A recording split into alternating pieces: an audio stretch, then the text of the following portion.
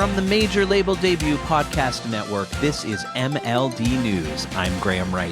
Coachella has happened again. Yes, this past weekend and the preceding weekend, the 24th year of what is still the flagship American music festival, happened in the California desert, headlined by Lady Gaga, Green Day, Post Malone, and I guess kind of also Travis Scott in some capacity. There were the usual highlights and lowlights and surprise guests and viral moments, and also, of course, the usual complaints about long lines, overzealous security, and the continued creep of soul-sucking corporatization.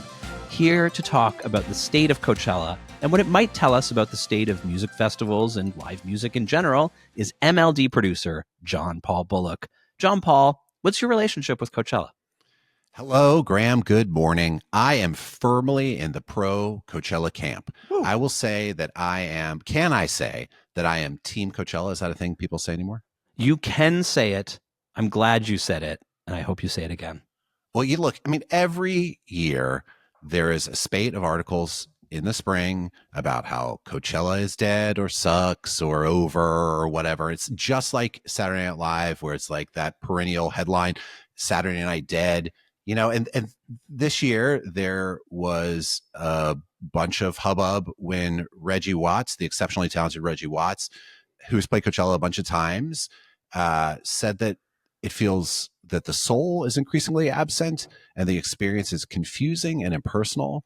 But with all due respect to him, he makes some good points, but I'm not sure it's even possible for an event that has over 100,000 people a day to feel intimate. I don't think that's the point of it. And Coachella famously pays its artists well. It has this great live stream that you can watch from home, and is the last of these large generalist music festivals that provide 3 days of hopefully like catharsis and relief in the middle of nowhere for young people. And it does strike me that a lot of these complaints are coming from old media, blog era people who are upset about the transition away from guitar bands and hip hop to EDM and pop stuff. This is a festival that is about a quarter century old now, which means that it's moving into a new generation of audience, of bands, of commentariat, of everything. It's a growing up now. And that means that the first group of people, the people who were there in the early 2000s, and the festival was for them at that point, we're all getting older. And the festival is for young people because it's a rock and roll festival. Here on MLD, we're all about the intersection of art and commerce. And where is there a more direct, like first intersection of art and commerce than at the biggest American music festival? And speaking of commerce, it has gotten more expensive. It's $600 for the general admission Gen Pop. You just walk in ticket, and everybody is struggling. There's the money's tight around the world these days. But for $600, considering the price of just regular concert tickets now, it strikes me as a great deal. Like, you get to see one or two giant bands that would have cost $200 anyway to go see, even a terrible seat. And then you get 150 other bands that you might fall in love with. And you get to be part of a experience. And even if that experience is slathered with corporate sponsorship and, corny social media activations, the fact remains that you are in the desert with 100,000 other people doing basically the same thing, which is an experience that's like rarer and rarer in our society these days. And I think it's a really valuable one, these communal experiences, and Coachella certainly provides that. Well, you've played it twice, right? You played it in 2007 and 2010, right?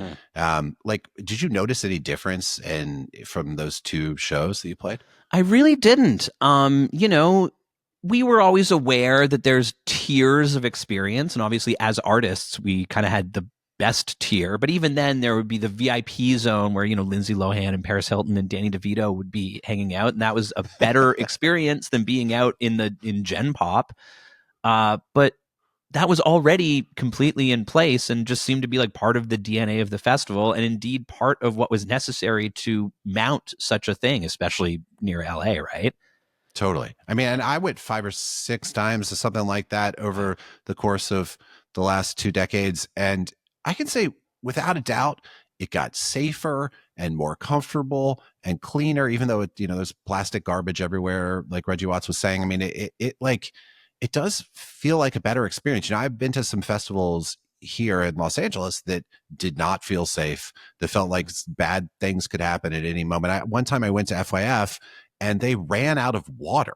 And like I just remember looking around in like, there's just a parking lot with razor wire fencing, thinking this is like a John Carpenter movie where we're going to have to figure out a way to escape from this place without, being murdered. It was pretty dark, and I never had that experience with Coachella.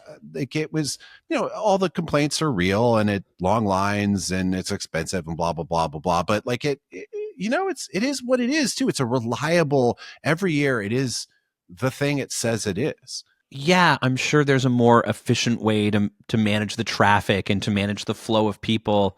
But when you put that many people in a, makeshift town basically in the middle of the desert, there's going to be lineups and there's going to be kinks and obstacles. And that's what happens when you mass that many humans together. And frankly, considering all that, it does seem to run pretty damn smoothly. I mean, completely. Like, and am I going to go back anytime soon? I'm not sure. Like, I really like these single day festivals that are more genre specific appeal to me, as an older guy, much more. I mean, the festival that's nearest and dearest to my heart right now is called Surf Guitar 101. It is in a hotel in Long Beach where I sit at a table for 3 days and watch dozens of instrumental surf bands play beautiful music. And I just disassociate and lock into like a reverb soaked fantasy of not having any troubles. And that's for me, and that's great. And I know it's not for everybody, but like one of the beautiful things about Coachella is it is sort of for everybody. Like this generalist big tent, I mean mini tents, get out there and kind of experience a bunch of stuff that maybe isn't exactly in your wheelhouse, maybe adjacent to something that you love. Or that idea of discovery also connects back to the struggle I have, and I think a lot of other people have, with music discovery in general. Like it is how much more difficult it is to find new things that surprise you and are not being fed to you like your foie gras or whatever, like a duck that's just being stuffed with whatever garbage. Well, it's like Homer going to hell and having all the donuts he can eat, and you like surf rock, eh? Have all the surf rock you can handle. And I think for the demographic that we are in, which is, older folks who loved guitar music, there's plenty of festivals that are very specifically micro-targeted. Tokyo Police Club played Just Like Heaven, which was it was like literally the Coachella tent lineup from 2007 just put into its own festival. There's emo festivals. There's, anything you're into, they've got a festival just for it. And even Coachella is often overshadowed by Stagecoach, which is like country Coachella. And there's plenty of places to go to hear just what you want to hear. And that makes sense. It's kind of obvious, and it's very like playlisty and algorithmatized, this idea of here's what you like, have it. But Coachella, which is trying to be a monocultural event in a culture that is so fractured now, is, if not something I want to go to very badly, incredibly fascinating to look at how you make something for everyone when that's like barely existent anymore as a phenomenon. 100% agree. I just, all I want is to be delighted by something new and exciting. That's all I want in my life, and clean bathrooms. And that might be a challenging sometimes at Coachella. I don't know. I mean, the last time I went, I honestly wasn't that much of a problem. And they have that cool pop-up record store in the middle of it where you can go and buy vinyl that they'll hold for you. It seems so luxurious and nice to me. And it is an expense, and if you can afford it, do it. I mean, I know people want to complain about stuff, right? There's an entire industry, don't you think? Yeah.